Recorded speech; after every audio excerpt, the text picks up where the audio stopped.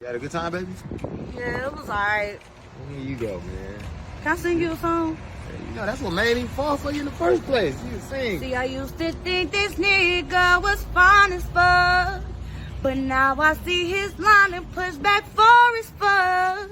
And now I'm trying to sit here and figure out, should I pour this Listerine all in his mouth? And I can't believe I'm here right now. I'm gone, so I'm out this bitch.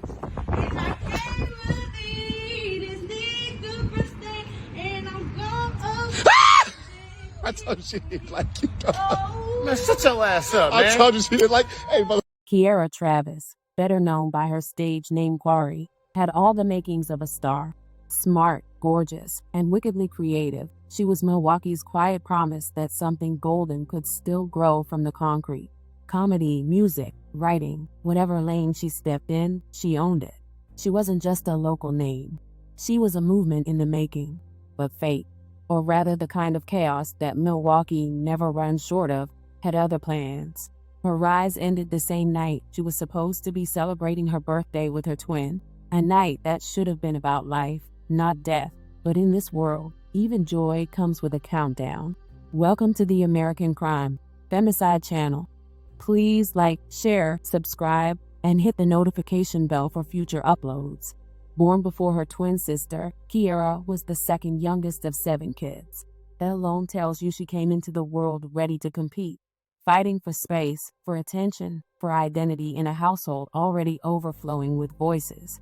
She was born in Chicago, but her family later packed up their chaos and dreams and relocated to Milwaukee, a move that probably felt like trading one survival game for another. Chicago had the danger.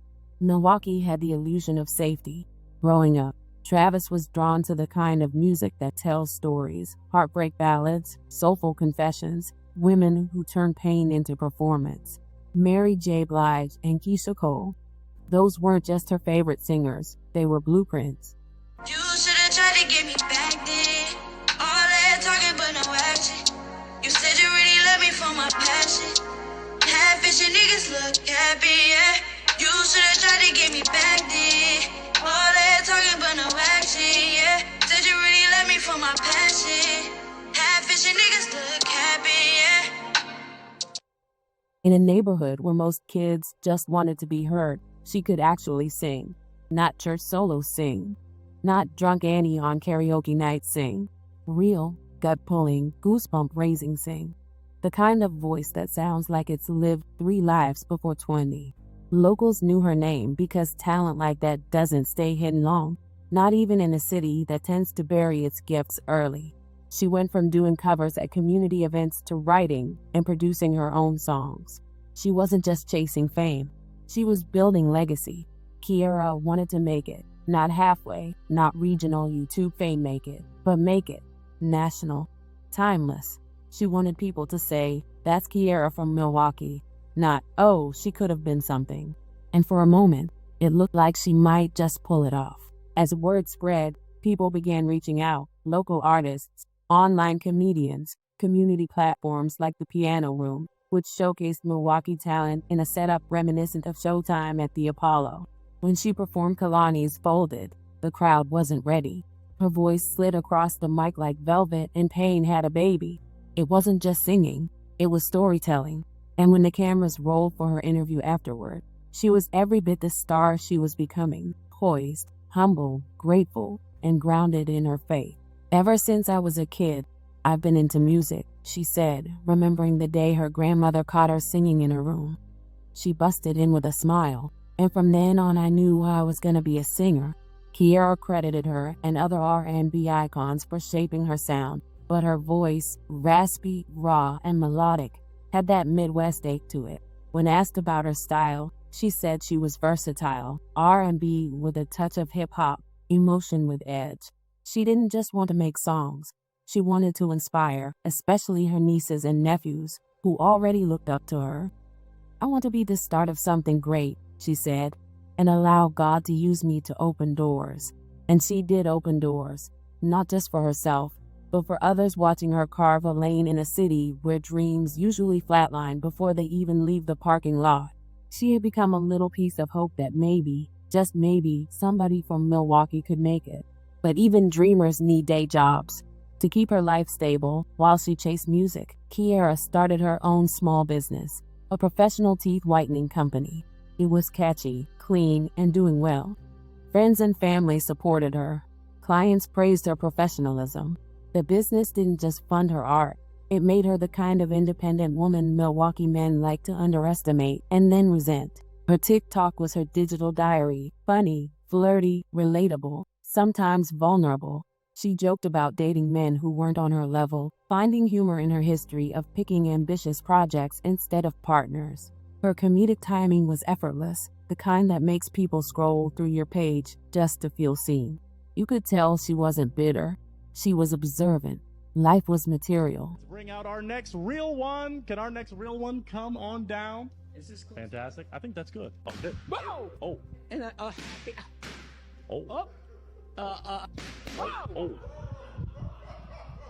Whoa! Okay. If nobody's gonna tell you, I'ma tell you. Don't you ever let a motherfucker move in your house who don't have nothing to lose. I'm telling you. Good morning, pineapple. Looking very good, very nice. Good morning, pineapple. Looking very good, very nice. By 2025, Keiairra was laser-focused. She'd been through enough lessons to know not everyone in your corner is actually for you. She was trimming her circle, tightening her vision, and putting herself first. That rare decision that often becomes the prelude to tragedy for women like her. She was performing more, spending time with family, and staying committed to her plan.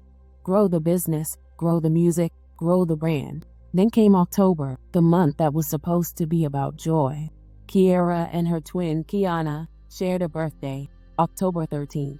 The previous year, they'd celebrated their 25th in Mexico, soaking in sunlight and laughter, the kind of carefree joy only twins could share. It was a memory they held tight. Beaches, drinks, dancing, and freedom. This year, for their 26th, they decided to keep it local.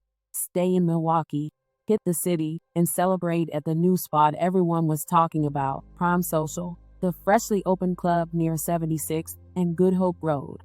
It was supposed to be another night of fun, and for a while, it was.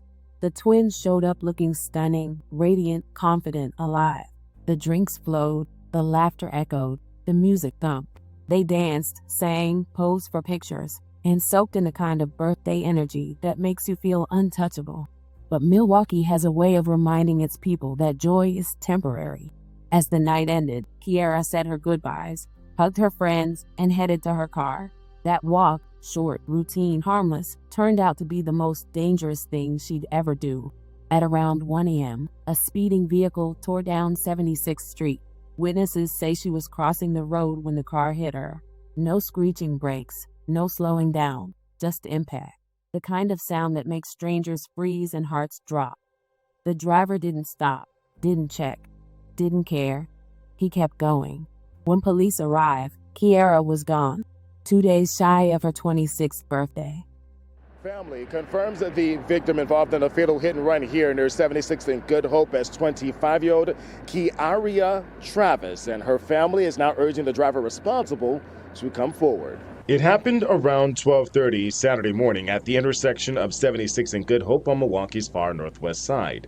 Surveillance video 12 News obtained shows when police officers arrived on scene and blocked off the intersection.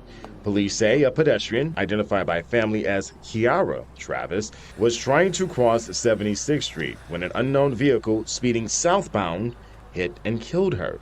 The driver of the vehicle fled the scene. Now, friends and family say Travis loved music and singing. Loved ones not interested in talking on camera as they grieve, but in a message, they pleaded for the driver to, quote, "Please turn yourself in. You didn't even stop to check and see if she was okay or not." Meanwhile, police have not released any details about the car. Milwaukee police are still looking for the driver responsible for this incident. The same family that had been preparing for celebration woke up to chaos, lights, sirens, police tape outside a club that was supposed to be a memory, not a grave marker. The city echoed their pain. By Monday, police announced that a vehicle had been recovered and a 34-year-old man was arrested in connection to the hit and run. A small relief in a story that never should have existed. With her beautiful voice, Keiairra Travis was just 2 days shy of her 26th birthday. Now, her family is holding flowers and planning memorials. I'm broken, like I'm literally missing my other half. That's literally how I'm feeling. Early Saturday morning, Keiairra and her sisters were celebrating their birthday weekend at Prime Social near 76th and Good Hope. Milwaukee police say as Keiairra was crossing 76th Street, a speeding vehicle hit her and drove away. She died at the scene. We went out to the front, we saw ambulances and police, and immediately my heart just began like racing. What kind of human being, they'll just stop to check, like that's somebody's life, and to be taken just so soon and just so quickly, it's sad. Family rock to know Keiairra is the latest victim of a hit and run in Milwaukee. Right now she's in a morgue, froze in a morgue because of an idiot under the wheel. Milwaukee police say their investigation continues as they work to identify a vehicle and a suspect, leaving a family grieving with nowhere to place blame. And we want justice for our daughter. Keiairra was a beautiful person. She didn't deserve to die in the middle of a street like a hog. The next day, instead of cutting cake, Keiairra was organizing a balloon release. About 50 people showed up, friends, family, supporters, people who loved her or just loved what she represented. They stood across from Prime Social, pink balloons in hand, watching them drift into a sky that didn't deserve her either. It wasn't just a vigil. It was her final performance. The applause came in the form of sniffles and silence. The balloons rose. The grief didn't. It was surreal, celebrating a birthday while mourning a body, grieving while remembering, singing while crying. But that's the twisted duality of being young, black, and alive in America's forgotten cities. Joy and death are always booked at the same time. Now, the family waits for justice, whatever that means in a system that never pays its debts on time. The man accused of killing her gets to breathe, eat, and sleep, while her family gets to visit a headstone. Justice is slow, heavy, and half-hearted. Milwaukee will move on. The club will reopen. The cars will keep speeding. And somewhere, someone will say, "That's crazy," before scrolling to the next tragedy. Because that's how this country works. Talent dies in real life, and people perform sympathy online. But Keiairra wasn't a trending topic. She was an artist, a businesswoman, a twin, a daughter, a woman who had finally figured out who she wanted to be before someone else decided her time was up. It's easy to romanticize her story, the young singer gone too soon, the candlelight vigils, the RIP Keiairra hashtags. But that kind of sympathy is lazy. It turns trauma into poetry and violence into vibes. The truth is ugly. Travis didn't die peacefully.